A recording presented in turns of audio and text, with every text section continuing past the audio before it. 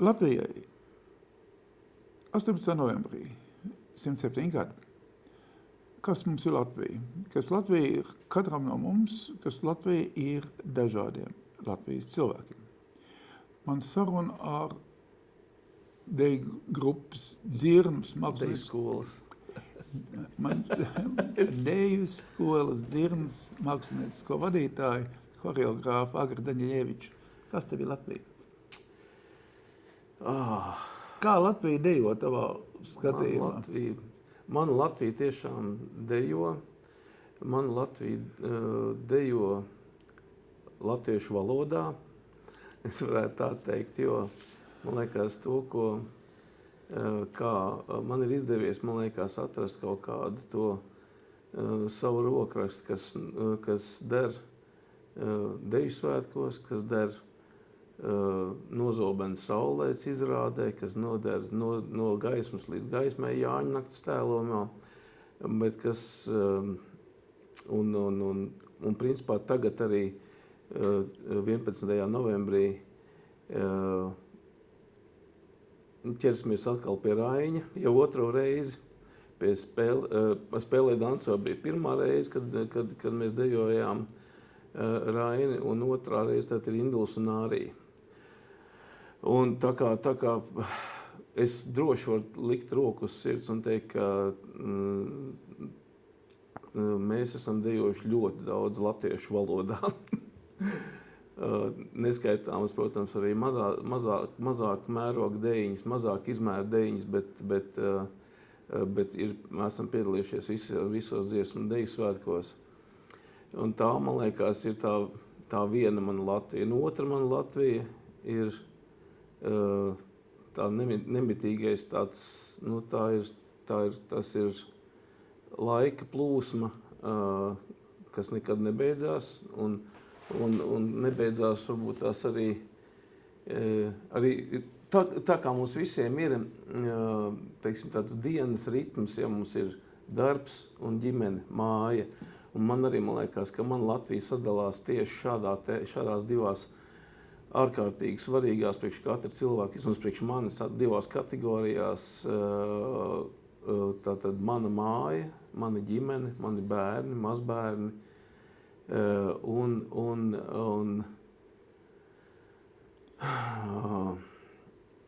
tas varbūt tas ir tas, bez kā es nevaru iztikt. Tas ir tas, bez kā es nevaru iztikt, un tas ir tas, par ko man jāpasakās ir Latvijai, kā valstī, ka man ir iespēja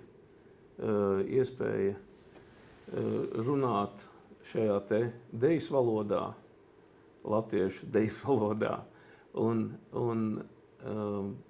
būt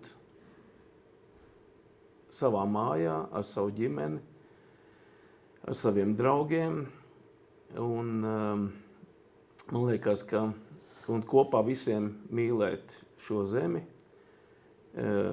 godā turēt valodu, dziesmu un deju.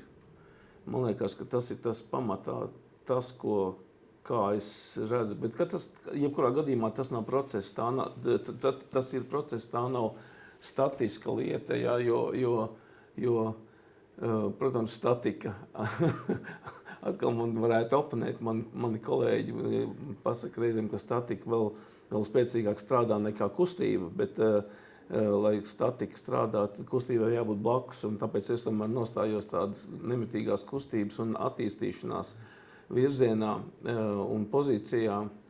Un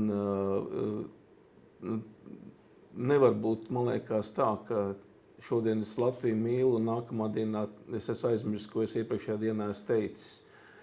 Tāpēc es saku, tā ir tāda kustība, tas ir process, un tas ir jāpierāda katru dienu. Man ir tāds viens papildus jautājums. Es saprotu, ka ir dziesmu svētku virsdiriģents, un viņš paceļ roku, un 10 000 cilvēku pastāv uz viņu. Bet deju svētku virsvadītājam, tas dejotājs jau tevi neredz.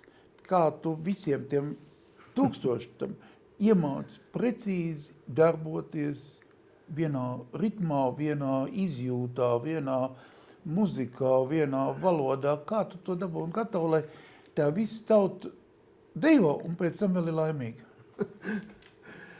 Nu, tā jāpateicās dziesmu un deju svētku. Vispār deju svētku šī gadījumā tradīcijai, jo šī tradīcija arī neradās uz līdzenas vietas.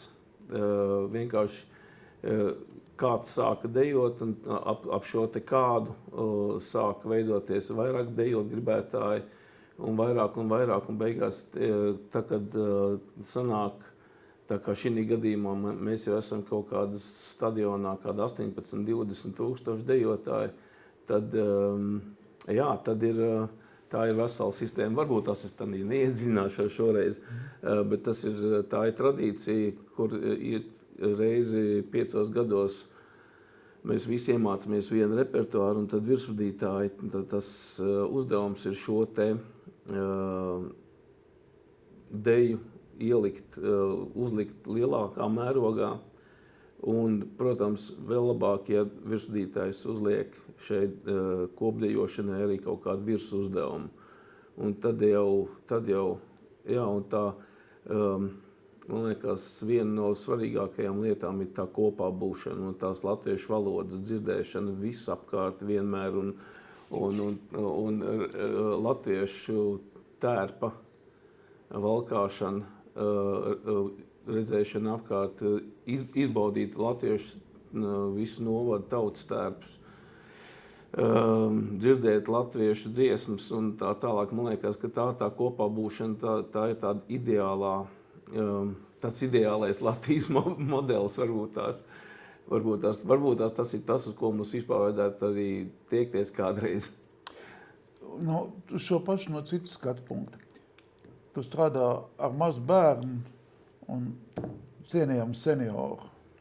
Un viņi abi divi dejo, viņiem ir dažādas iespējas, zināšanas, izpratne, un tomēr viņi abi divi atrodas šeit dažādas paudzes vienā deju ritmā vai dejas solī. Viņi nav pilnīgi vienmēr kopā, bet tomēr. Un viņiem arī nav jābūt kopā, jo man liekas, ka katrs cilvēks, teiksim, senioru gados, viņš jau nāk uz skatuves, viņš nāk ar savu dzīves pieredzi, viņš nāk ar savu izpratni par lietām, viņš nāk ar savu skatījumu, un bērnam ir savs skatījums, un bērnam jābūt bērnam. Un tas, ka šie abi divi, šī gadījumā dejotāji, ir nonākuši uz vienu laukumu un dejo vienā solī, tas tikai nozīmē to, ka šī pēctecība ir notikusi, ka tā ir svarīga un ka tas aiziet tālāk.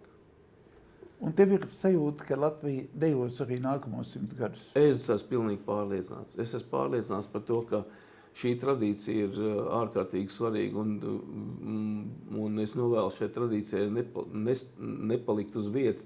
Tas ir tas, par ko es visu laiku jau šodien runāju par to, ka tā ir kustība, mums ir jāmainās, mums jāiet līdzi, jāmāk iet līdzi laikam, neaizmirstot vecās tradīcijas un vecās lietas uz tātad pamata akmeņus, uz ko viss tas balstās. Tas ir tas, jā. Un tomēr, kā tu redzi, vai dziesmu svētku un deju svētku tradīcija arī nākotnē būs savādāk, jo es, protams, noskatījos tavu jauno uzvedumu par dejošanu un dziedāšanu, un tad es sēdēju tur, kur citi dziedāja parasti, un skatījos, ka tur, kur es parasti sēžu, tur notiek dejas. Kā tu redzi transformācijas? Vai būs interesantas transformācijas nākotnē? Nu, tas ir tāds mans un Eģis un Inta Tetrauska, visas komandas, arī Uģi Prauliņi, es nenosaukšu varbūt tās visus mūsu redzējums, varbūt tās piedāvājums, teiksim tā, ka piedāvājums, uz ko varētu varbūt tās iet, kas varētu notikt tālāk. Tas ir piedāvājums. Uz kurien mēs paši aiziesim, tās mums jau 2 sērijas bijusi, kur mēs aiziesim paši tālāk, kad dziesmu dejodejas, kā es nevaru pateikt, bet pilnīgi droši es varu pateikt, ka Induls un Ārija Lāčplēša dienā būs arēnā, un tur Simfoneta Rīga spēlēs un spēlēs Valtera Pūces mūziku, Un tas atkal būs tāds mana vēlme runāt dejā latviešu valodā. Man liekas, ka kaut kā tā. Un vēl viena lieta, ko es gribu noteikti pateikt, un tā teikt, milzīgi paldies Ukrainai par to, ka, principā, ka mēs te varam šeit sēdēt, runāt un spriest. Tā ir milzīgs Ukrainas nopelns. Un neaizmirsīsim, ka mēs, man liekas, šeit tautai būsim ļoti, ļoti ilgi parādā. Mums viņi būs jāliek goda vietā un jāmīl un jā. Paldies tev par stāstījumu.